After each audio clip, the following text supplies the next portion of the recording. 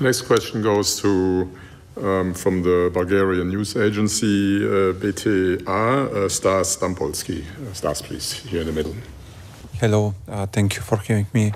You welcomed the Bulgarian governor Dimitър Радев as an observer until 1st of January, when Bulgaria will become the next Eurozone member.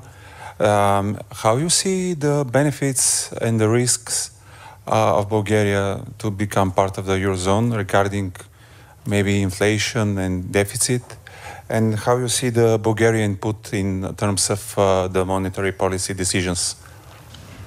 Well, thank you for your question, and you give me a chance to say something that I wanted to say in the first place, which is that on the occasion of this Governing Council meeting, we had a chance to welcome 2 new members around the table. The first one was the new governor of Austria, Martin Kocher. Forgive the pronunciation, I'm doing my best, but who has joined us to replace Mr. Holzmann. And the other person that we greeted at the table was indeed Dimitър Радев, the governor of the National Central Bank of Bulgaria. Now and I would like to welcome those of you from Bulgaria, because I know that there is a number of you who are present in the room, and I hope your colleagues will welcome you, but I certainly welcome you, and I know that you are spending a little bit of time with us, and it's very, very welcome, because it's wonderful to accept and to include a new member around the table of the Governing Council, and to have Bulgaria join the Euro area and share our currency, which is now yours as of January the 1st. So, having said that, you bring me back to a couple of decades, more than a couple of decades ago, when all of us moving into the euro from wherever we were, the Deutschmark, the franc, the lira, the pesos, we had this anxiety. You know, what was that change going to be about? Would it work? Would it function instantly? And surprise was to the upside, I can assure you. So it worked. It removed this nightmare of having to change from your local currency to another currency if you wanted to either travel, transact, or conduct any kind of business with other members of the European Union, part of the euro area. So exchange was facilitated. Why was that? Because of stability. And that's really as you know, it's the core of the mandate of the ECB, to provide stability, price stability.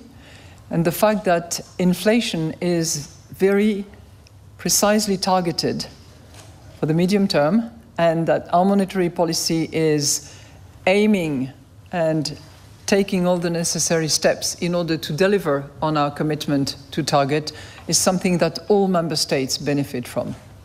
So it requires on the part of those in charge of monetary policy to participate in the discussion. So Bulgaria has a view and can express it, and I trust Governor Radев to do so. Bulgaria has a voice, so you can comment on any monetary policy decisions and any decisions by the European Central Bank, which is becoming yours, part of your fabrics. And Bulgaria has a vote.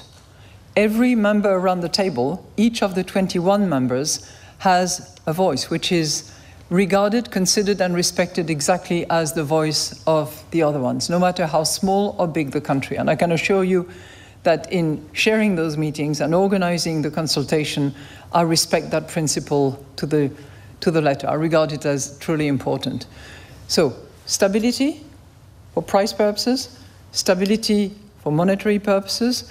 You are already part of the supervision mechanism that we have under the SSM, so you know about the stability of the financial system that is supervised by the SSM. But I think the cooperation, the collaboration will be even closer as of January 1st when you move. There's one point that I would like to make, and that happens regularly. Upon the joining, everybody has to convert from lev to euro, as we had to convert from Deutschmark, franc, lira, blah, blah, blah, into euro.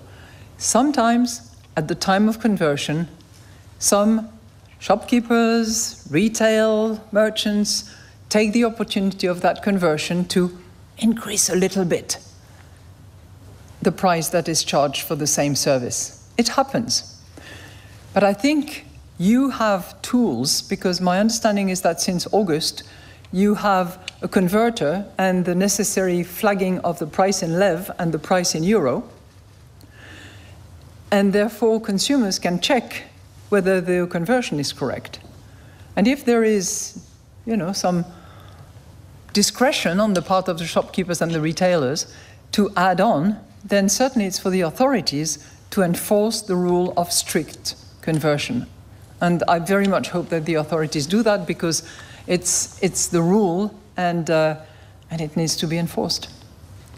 But we look forward to having you, and you will also, don't forget, being part of this market of 350 million people, your destination, whether it's for vacation or whether it is for investment, has a different face. The cost and the risk is in euro. Thank you.